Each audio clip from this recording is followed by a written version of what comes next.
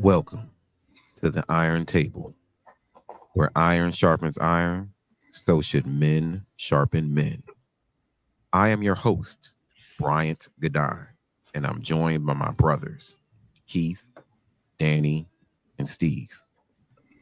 We are your waiters, your short order cooks, serving up pride in a unique way.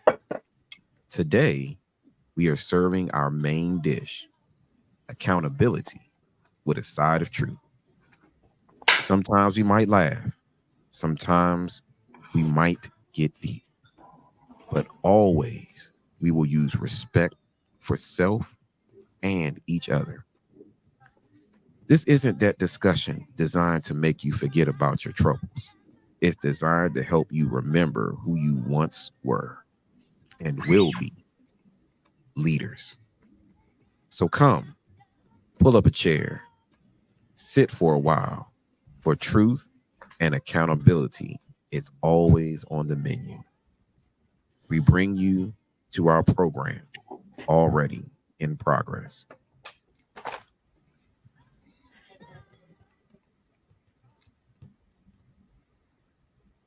Welcome to the Iron Table, where iron sharpens iron, so should men sharpen men. It's a new day. A new day calls for some change. No longer can I be selfish and believe that I am the only person at the Iron Table.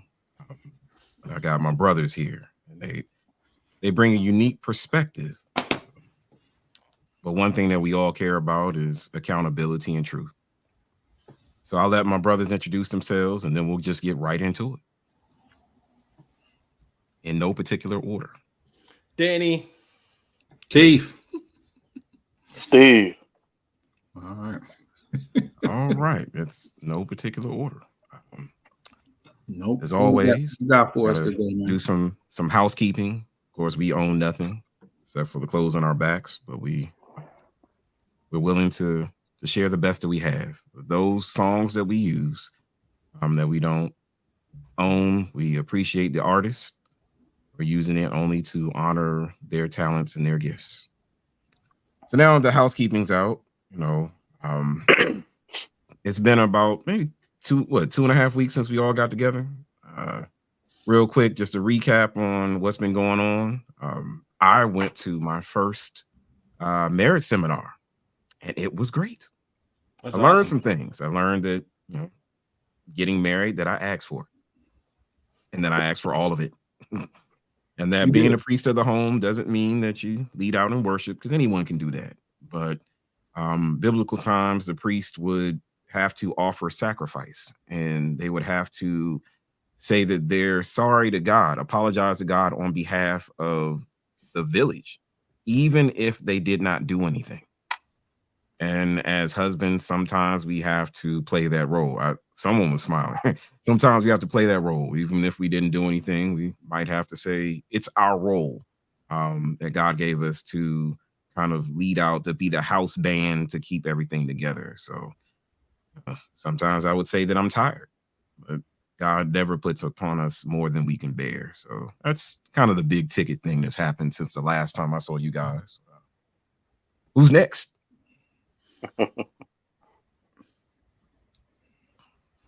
Okay.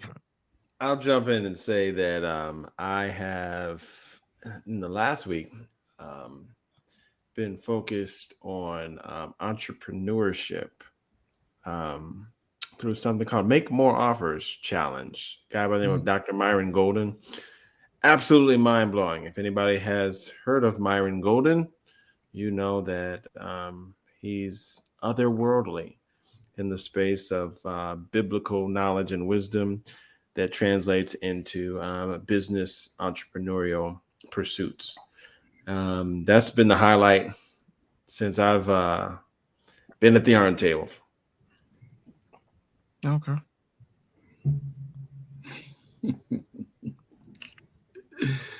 Ooh. Our resident male therapist. I mean, if y'all ain't got nothing well, to say, I, that means y'all didn't see anybody. I will say it has been a very trying last couple of weeks. There are definitely some ebb and flows when it comes to a lot of my couples that I've been seeing. A lot of a lot of hurt going around too, but there's also a lot of birth when it comes to relationships and marriages as well. So definitely a lot of dynamics going on with that too, and a lot of things that I'm seeing, a lot of consistencies that I'm seeing in a lot of marriages, especially a lot of marriages that are kind of going on the downward spiral.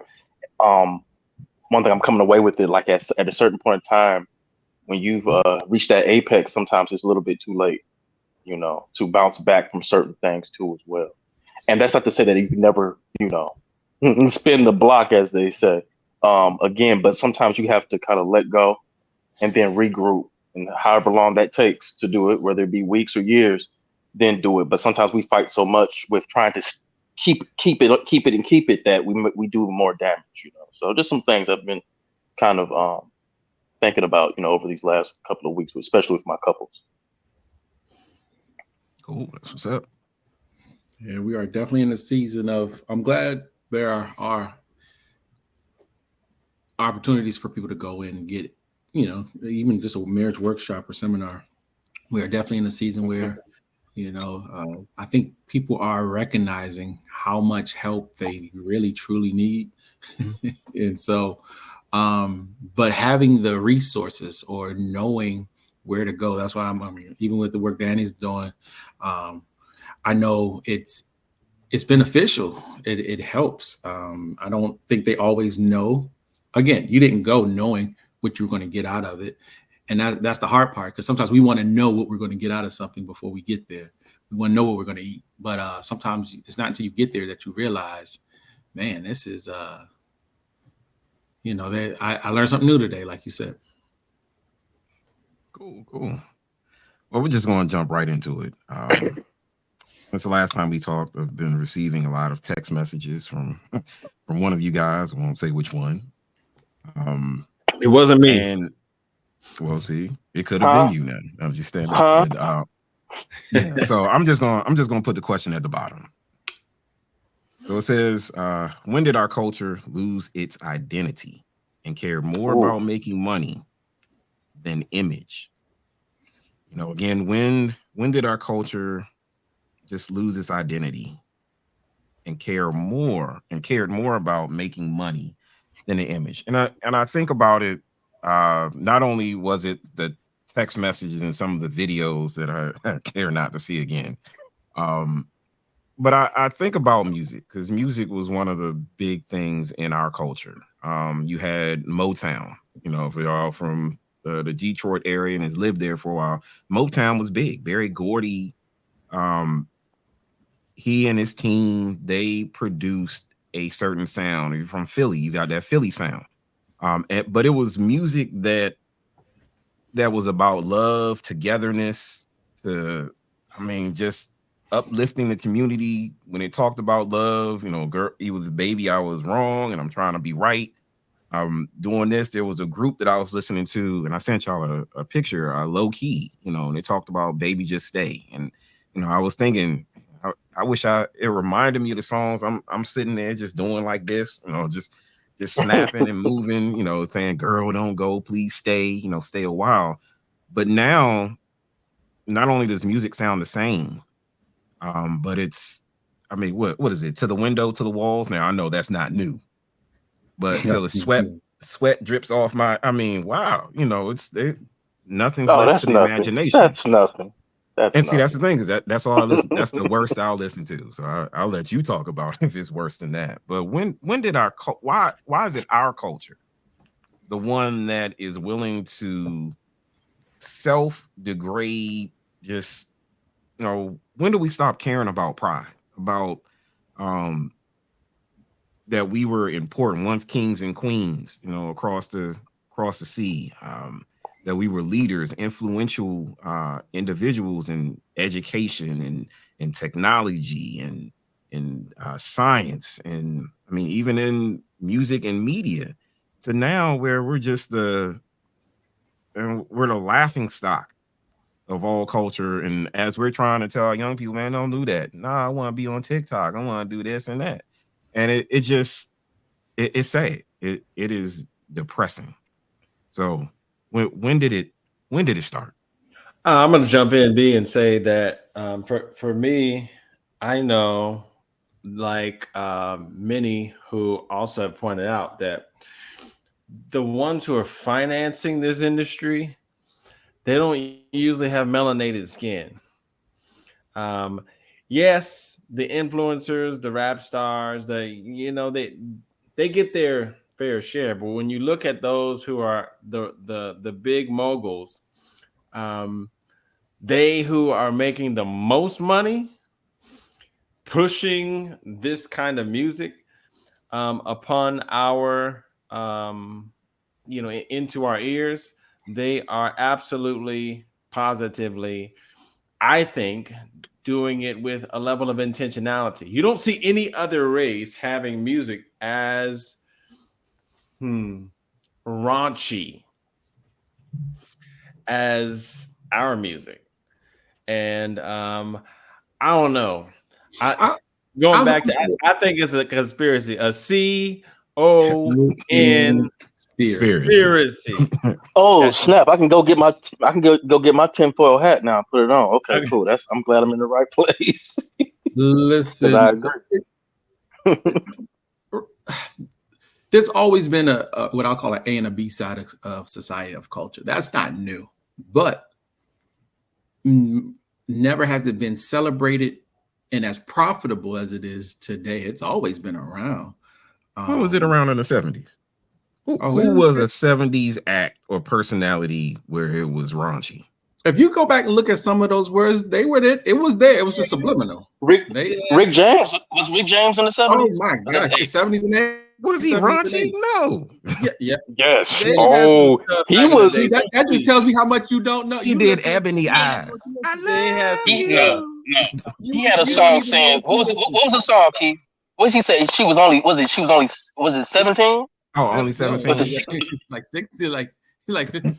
Yeah. That was the chorus. That was the chorus. Yeah, that was the hook. He was singing about how this young girl. So it's always been around. It's always been around. This is nothing new. But we've reached a time in our culture where it is celebrated to have the worst parts, or what I'll call the chitlins of our culture, the throwaway pieces have become the main course. We've reached a place where we actually celebrate and almost worship, not almost, we worship things that are not healthy. We're eating garbage, and to our kids, it's great, but we know better. And our parents before us, when we chose different things, they knew better. There's a different way, or we get in the scraps. And so, but again, why is it like this? Oh yeah, because society, like you said, in this conspiracy, they know we worship not just our pastors and preachers and other leaders, but we also worship our entertainers. And so those who control the entertainers or plant the entertainers control the people. So I can go on all day about this, but we look at like I said before, we look at certain female artists, and I can't name you one besides her that I could say, yeah, I can go listen to her catalog, or my daughters can listen to that catalog, and I can walk out the room and feel safe that, no song is going to come on that's not going to be something I would not want her to listen to, or even my son for that matter. But it's finances.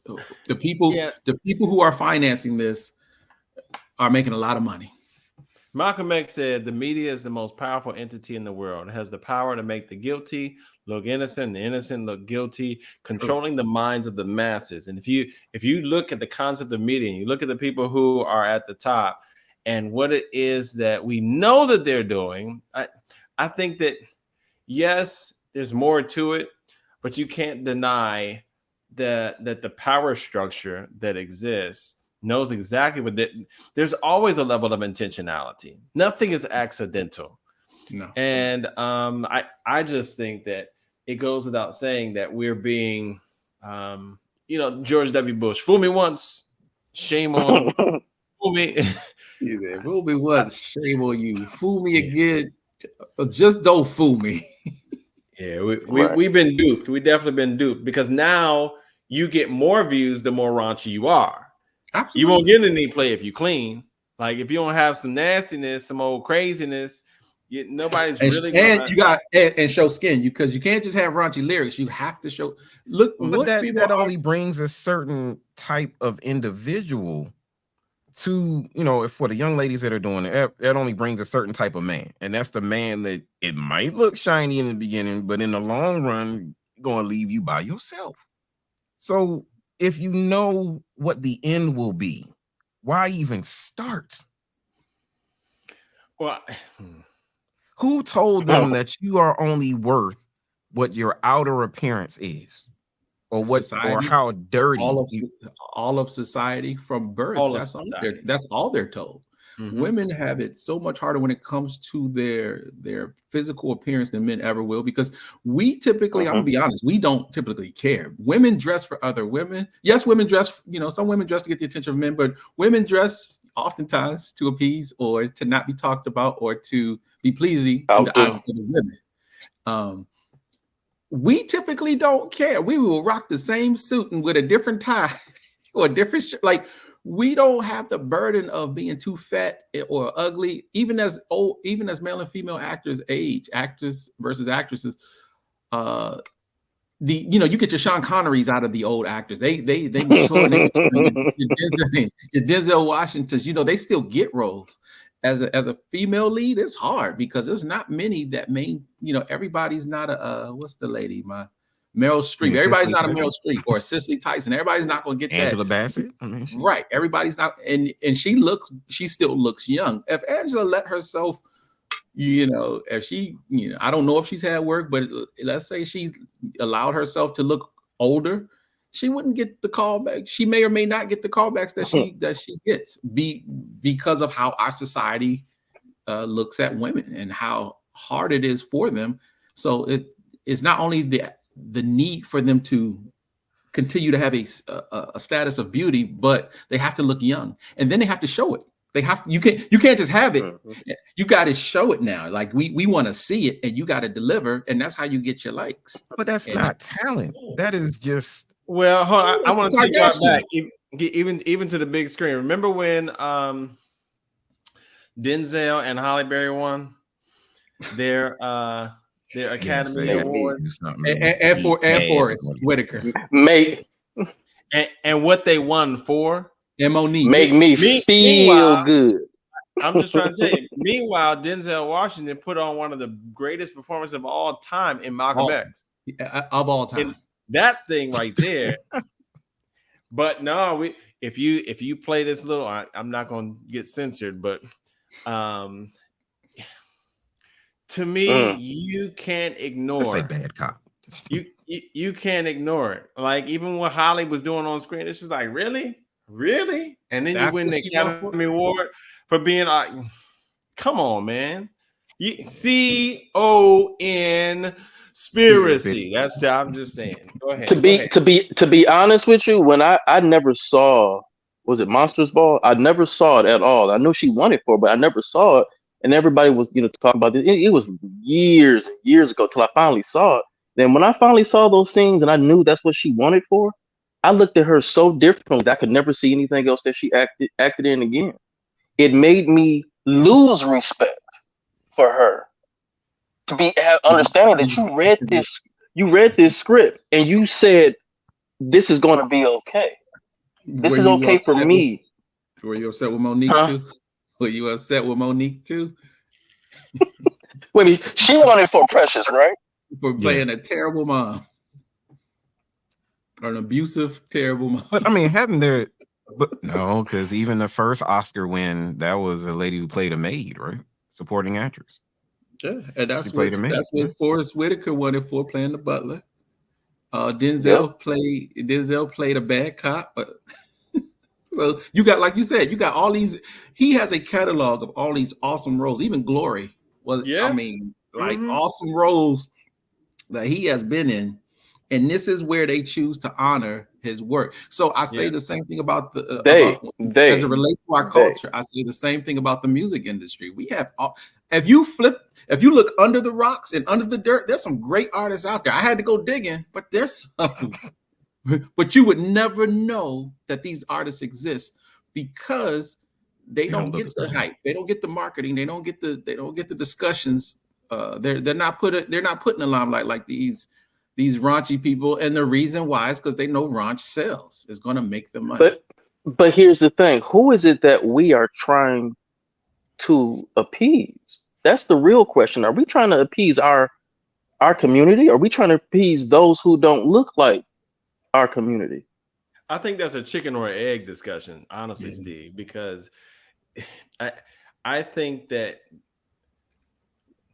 the media has created a culture and environment where certain things are valued now. And so now those things that are valued become what, especially the those who aren't as educated. Like, it gives them something to strive towards. I can get famous if I can do this. I can make a bunch of money if I go out there and do that. Or I can do that. I can take off my clothes and show my little, I think that it goes without saying that that's one of those. What came first, the chicken or the egg? Are we chasing something? Go ahead. But I asked that because we are the only culture that we're okay with this. There's no other culture that would be okay with some of the things that we have done in the limelight at all. Whether it be award shows, whether it be just regular music or whatever it is. There's no other culture in the world that their culture is just okay with this. So even though it sells, we are the only ones that we're okay with. If there's certain things that we have done in award shows that, let's just say, if somebody Jewish did it, the Jewish community, first of all, there you go, they wouldn't have done it. But if they had done it, the Jewish community would have put them not only in check, but they would have had a prayer. All that stuff is because there's like a checks and balances in other communities that we don't seem to really have, because again, we are trying to appease somebody, and it's not us. It's again, and I'll be the one to admit that I'm the one that has been sending all the text messages, the scratching my head, all this stuff, because over the last couple of days, I have just been seeing so much on TV that it's like I hope people aren't getting really comfortable with these particular ideas. Let's just take, for instance, because it's not just music, it's a lot of things in our culture that we're okay with, either being subpar or the secondhand. We're the rat. We're always going to be the Robin to the Batman. We're never kind of like the at the leadership with certain particular things. Let's take some like very simple, for instance. Let's take comics, right? Brian, you kind of know comics kind of much, like Marvel and DC and all that stuff, right? Oh yeah. Or no? Okay. Yeah. Okay. No, I know. Yeah. Who is the smartest person in the Marvel universe? Would that be you mean good or bad? Doesn't matter. Anybody. Her Marvel Let's say universe. Banner. Let's say Banner. I'll start with Banner. Nope. Bruce Banner. Nope. Is it the Black Vulcan? From the 80s? Nope. Okay. No. It's a girl Shuri? She's on the list. She's on the top 10. Actually, Okay. there's 3 black women in the top 10, right? So Shuri, Riri, but then there's a girl called Luan. I can't think of her name, Luan, but not her full name. But it's a series called Moon Girl and Devil Dinosaur. And this little black, exactly. Is that little, overseas? No. That's So on the dark this web? is what kind of. So when y'all got my text message, the last text message. I was watching the cartoon earlier today, but so she's the smartest one in the Marvel universe, right? They sometimes people go between her and Richard Reeves, right, from the Fantastic Four. But she has been because she's like maybe I think 7 or 8 or whatnot, but she is the smartest in the whole entire Marvel universe, Wait a minute, right? 7 So or 8 years old? Exactly. That's why they go. Don't quote me on that. What's But her she's not. qualifications? She's not older. She's not older than 18. Let's just say that, right? She's still in either elementary or middle school, right? The smartest one, right? So in all of these particular, so I was watching the cartoon and whatnot, and I knew a little bit about her because I read the comic books and whatnot. But in this new cartoon that came out, you know, there is something in there that was showing that, hey, you know, she was going to her friend's house, and there was a big to do about this particular episode. But one of her friends has parents that are two fathers, right? The two gay fathers or whatnot, right? And I start to look at this. It's like this is a show on Disney XD, right? And I'm like, why do kids need to know that? First of all, why in comic books, why do we need to know this, period? Whether it be homosexuals or heterosexuals, I don't care. I don't care. And I went to go look further into this, and I looked at the cartoon. It says this is one of the first cartoons that is supposed to be very community friendly, right? So they're pushing. Now I'm not saying what do you mean agendas, by but community friendly? What do you mean by community friendly? I want to make sure I get the letters right. So don't the LGBTQ and all the rest of them. Plus, It's supposed to be that friendly. So where they're putting in a lot of stuff in there to just say, hey, this is what it is, X, Y, Z, right? So I'm thinking to myself, what other shows or cultures would they have been okay with? I'm not saying it's right or wrong, but why is it that us? Why our stuff got to be what it is that we use to push certain things out there? That's not fair. yeah, Again, here let me give you something else too. Why? How many times have you seen HIV commercials? I seen a lot lately. Who they show? A lot of prep. Yeah, who they show? I know you. Who they show? Who they show? Yeah. It's usually a black dude. And it's not, and the way they're black doing woman. those commercials, like if you don't want to be detected, take this. Right. So that and Right. I'm like, are you no longer having to tell somebody that you're HIV positive because you're undetectable now? Exactly. But who do they show and who do they not show? Who do they not show? No, they No, show they don't- the they black don't- and brown you- community, and they don't show the other ones. You don't show other communities, but you have to keep in mind, why do they do that? We are look at history. We are the most influential group on this planet. Melanated people are the most influential group on this planet, especially those of us who are blessed to be here and have the liberties that we have in the country that we live in. So the influence that we have on other cultures, I've seen this happen several times, and I'm sure you guys have too, where you hear the hardest rap music you've ever heard in your life pulling up at a red light, and you look over, and it's not one of us. Oh yeah, they got the music playing now, right? They know the songs better than I do. I'm just trying to say. But if we're so influential, why are we still allowing this to happen? Well, and because we're the buying units. I understand the financiers. The financiers have the money to start it. But if we say no and we withhold our funds and not pay for that, then no financer would finance that foolishness. So why are we still paying to make someone else richer to make ourselves look stupider? Because we are the only ones that will do it. So everything that I was telling you guys about, put another culture in that scenario. They would not allow that. They would not say, hey, you're not going to misrepresent me for something. I'm not going to be the scapegoat for all of this. Either you be fair in it or don't include me at all. That's not fair. We are the only culture that will just say, okay, we see it and we're just, oh, okay, it is what it is. We're fine with that. I think part of it is that up until the last couple of decades, we've been excluded from everything for so long. We are just so happy to be at the table that we tolerate anything. And that's. But are we really at the table? We're not. Are we really at the table? We're not, because we're told if we do these things, if you take your clothes off, we're gonna put you at the table. If you sing these raunchy lyrics, we're gonna put you at the table. And all you're doing is debilitating yourself and your culture, your community. If that's all we have, like I said, I understand that there will always be this side of our community, of the human experience.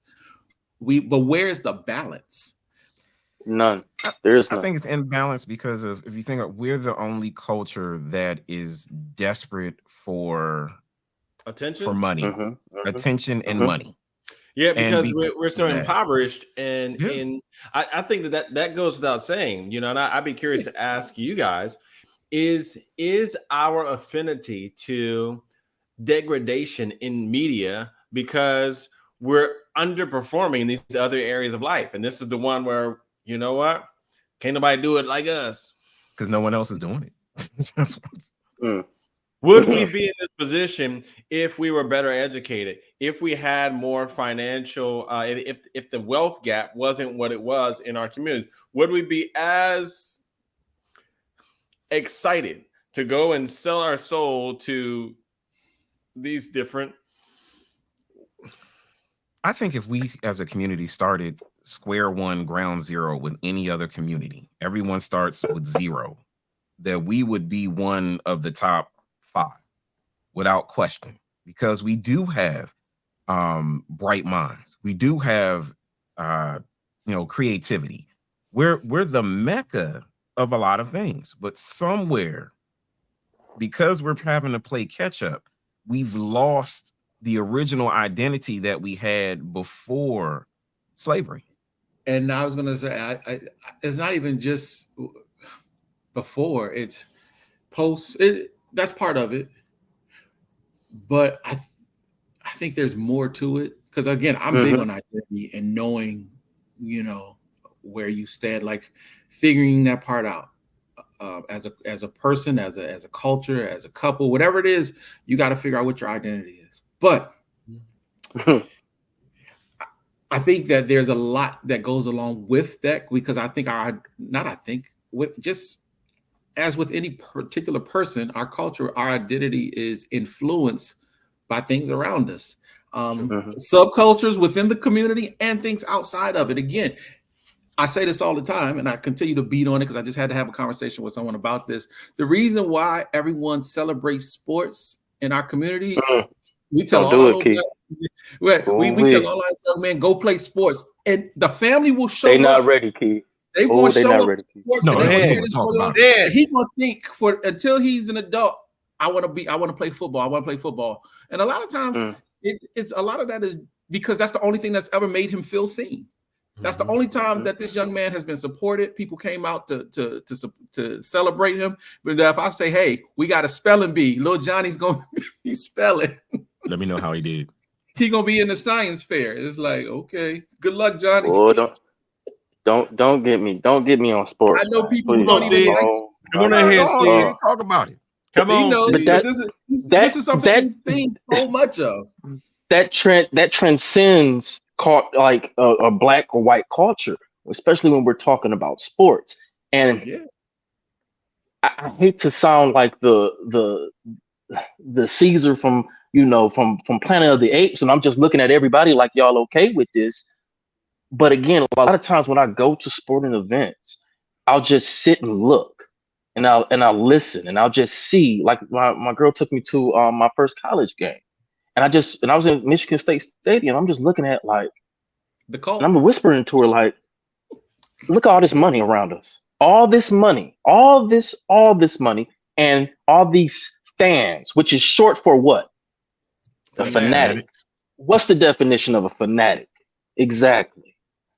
So my thing is there's so much even deeper rooted when it comes to sports in our society that a lot of people don't really understand of how it kind of goes on, where it began a long time ago, back in the Roman days, where to make sure that people did not rise up and overthrow the government. What did they say? Well, give them bread and circuses, right? Guess what? They gave them food, and they gave them circuses. Those circuses was pretty much the Roman Colosseum where people were getting killed. Guess what? What are we doing now? People aren't getting killed, but we're fanatics for things that we are not a part of. So those little victories that we see in sporting events where we say, this is my team. Oh, we won. No, you did not. You're not a part of that. You're not getting any money. But because we are partaking in that, there's spiritual energy that comes with, hey, this collective feeling that we're having that we actually did something. So the little things that we do in life, those victories that we don't think that we're getting that energy from looking at these victories of these other people going on the field, right? And at that point in time, we're okay. We're not thinking about any other stuff. We're not thinking about higher thinking or anything like that because we're so concerned. I've heard people, I'm sorry, you got me started, so I'm gonna say it. I've heard people rip off stats of people long gone, of players. Just, oh, I remember when he was in high school and college, he had these stats. This is how much he rated. This is what the 40 he did. But you can't tell me nothing else about this world that you live in. But you understand about all these stats about this man that was running on the field with some pigskin, running around playing for millions, but you don't know nothing else. So when you get back to the whole conspiracy and how like that energy that we are spilling into just giving our own for sports and being fanatics, and I got nothing against athletes or anything like that, but when we go so far as to say, oh, they're heroes. No, come on, man. They playing for millions. That is the heroes are these police officers. The heroes are these teachers that having to deal with these bad little kids that are in school. These heroes are people that are dealing with day-to-day problems every single day. But to put on the moniker of an athlete being just such a hero and they face so much adversity on the field, they're playing a game for millions. How was that a hero? I may be wrong. I did a 360 dunk, and so I'm your hero now. Yeah. Go ahead, Steve. No, I'm good. Don't get. Let me sit back. Take off. In actuality, the whole objective of entertainment is to entertain people. Exactly. It's to put them into a state of mindless, just absorbing what's happening out here. And it's always, if you just look up the root words of this stuff, it's coming from this same place where it's almost like this concept of a diversion.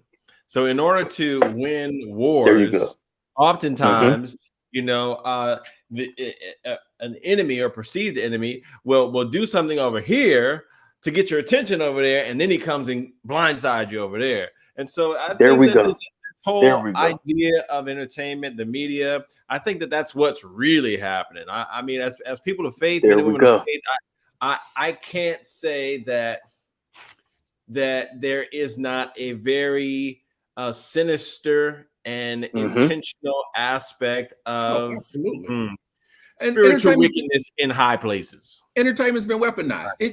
Entertainment is necessary. Sometimes to a whole nother level. Yeah, sometimes it's necessary. Sometimes after dealing with so much, after trying to figure out so much, you need a minute to go be entertained. Nature is entertaining. I watched two squirrels chase each other the other day. It was fun. Entertaining. It allowed me to detach from life for 5 minutes while they were chasing each other and flipping. Were you screaming your head off, Loki? Were you just like? That's supposed to be for a short period of time. Where now it's become that way of life. It's flip flop. Entertainment has become life, and life has become just what a VR game, something that you. No, you bringing up gaming. That's a whole other big, thing that's a very now. Big Hold thing on. Where you ain't gonna talk about gaming that much. I'm just trying to tell you, it's all in the same vein. Don't get me started. Don't get me. But you know what? Who sent that GTA video? Oh, Steve again. Of course, you know it's me. I ain't watching videos no more. I'm done watching. He said he ain't watching no more videos. I'm gonna have to have my own. They done messed me up. This bothers me. I think only one car was taken out of that video. Just one car. I only saw one car in GTA 6. Everything else was just jiggles. You saw the man. So they go into another vice. You see, get it, and they had vice in the net. You see. But here's the thing, though. What you just said, what you guys were talking about, goes back to the reasons why they say give them bread in circuses, because they said specifically, if we don't take their mind off of and put it on something else, they will start to slowly understand what we've been doing to them and rise and revolt and take over. They're going to wake up. Exactly. They're going to wake up. Yeah, pacify, diversions, And So what do we do? okay, Mindless well, activity. why go to the extent, like, again, going back to our culture, why go to the extent of the diversion? Why can't we just have a bunch of games and a bunch of shows and a bunch of why does it have to be the most raunchy of all the Because shows? slowly we've been getting desensitized. Look, remember what Mortal Kombat used to be? Mortal Kombat used to be Oh little man, specks of blood on the yeah. ring. Now it's like getting to the point where it's like this is a little bit too much. Demonic. But they have to up the Demonic. ante every single time. Man, they getting a little bit too creative right now. But here's one thing that they don't tell people about though. When it comes to certain things like that, there are certain people that have to put this stuff together. And there's so many people that are in that industry, and specifically there was articles done on Mortal Kombat that were the either game designers or the people that had to do the research for this stuff. So the research came into it where they had to watch a lot of depictions of people getting killed, things getting killed, the amount of blood that spills out of a body, all the things that go into what happens when you dismember somebody.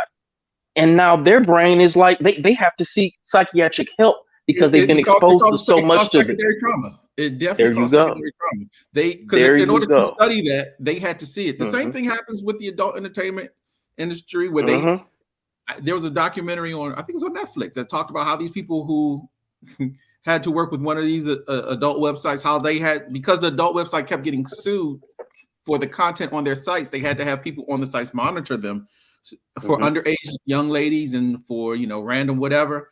So they had to watch this content every day, all day. And again, desensitization, health issues, ED or erectile dysfunction, like it caused a lot of psychological issues having to see this content every single day for hours. Did it in the study, did it also say that for like those who are watching like watchdogs, that they also kind of fell into either that vice and would later, like, say if they were monitoring child porn, those individuals who were constantly scouring the web trying to find, were they also themselves? I can tell you. I know people who had to monitor that stuff. Yes, they're affected. Yes, they're impacted. You don't see images like that, and it don't, like CPS workers, same thing.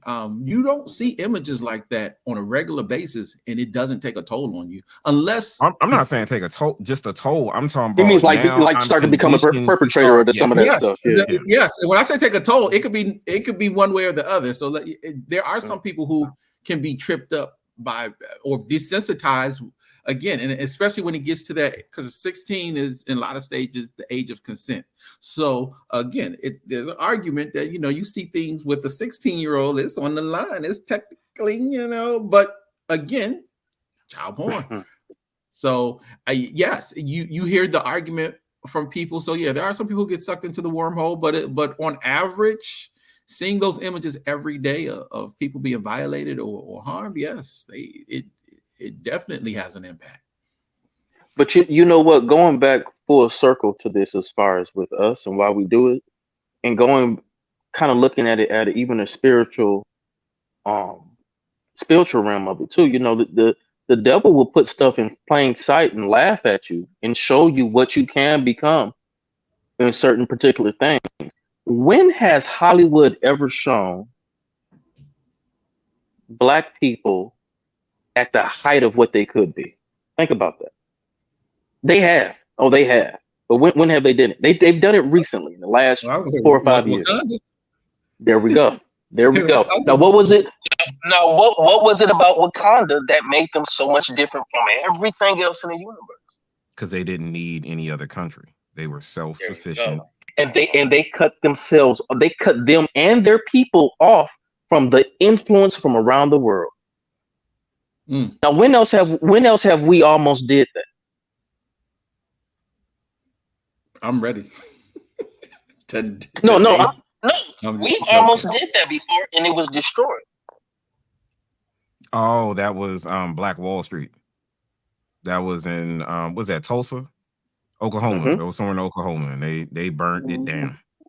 We've been shown glimpse of how great we can be, and it's not to say that other races and cultures are not great, but we have been shown glimpses of what we can be, what we can do, and we choose not to do anything of it. And that's where I was just so mad with people just liking the first Black Panther movie so much. And I'm like, well, why do you like it? Why do you like it? Well, it's the first time we've seen Black people. But I said, but look a little bit deeper in the message that it's showing you, that it's telling you. And a lot of times Hollywood shows you some things to, that can come to be later on. But again, we're looking at, well, it's the first time Black people been shown on the screen in this light and whatnot. But Coming to also America.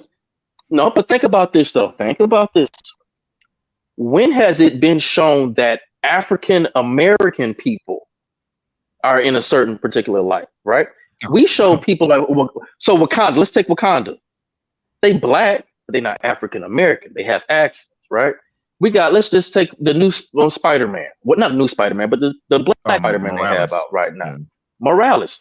He's African American and he's mixed, right? There's nothing that just says, hey, you know what? Pure African American family. There is one movie, and I think Keith, you did see it.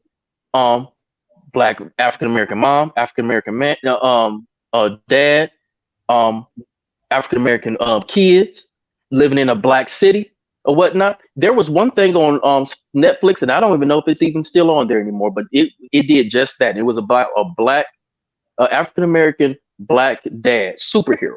And I don't know if it's still on there or not. And I think was it called Super Dad or something like that? You remember the kid? Because I was asking you, had you seen it or not? Yeah, it was something like a bounty hunt. No, I forgot. Yeah, that's right. He was like a bounty hunter, right? Yeah.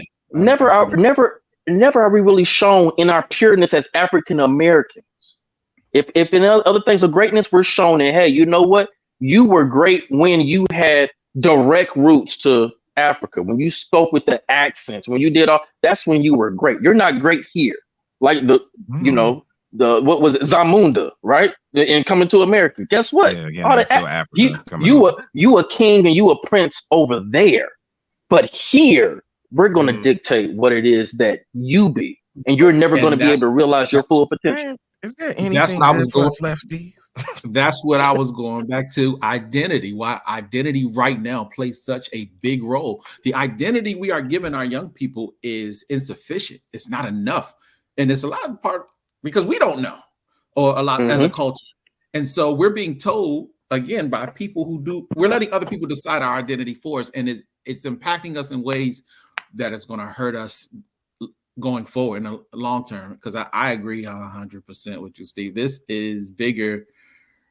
This is bigger than just one or two artists that are raunchy. This is across the entire culture. Fellas, I know we can talk about this. We're going to have to make this a part 2 because our time is up. Real quick, any parting words? Yeah, I would just encourage people to actually listen to the lyrics that you sing. Like, read them.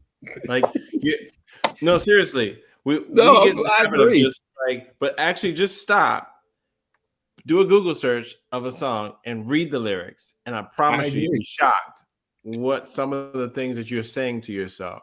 And then if you are a person of faith, line that up with what it is that you say you believe. And then tell me what place it has. That's all I got. Bryant, go listen to Rick James. No, okay, don't listen. Read.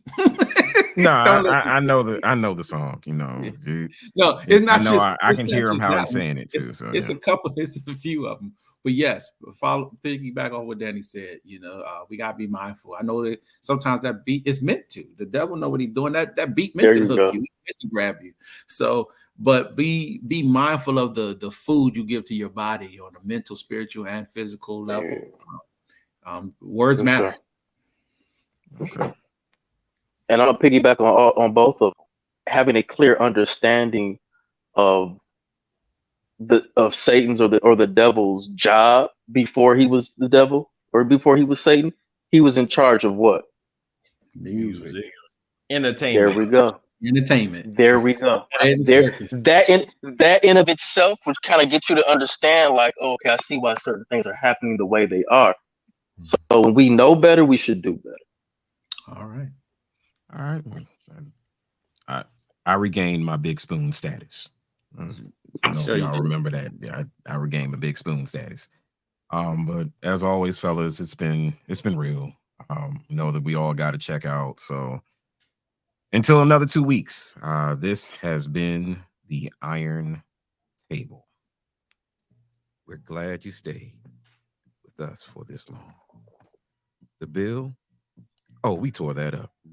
For truth and accountability are always free. You want to leave a tip? Sure, we take your money. But what's even better is if you share this with someone you know, for there's always room for more at the Iron Table.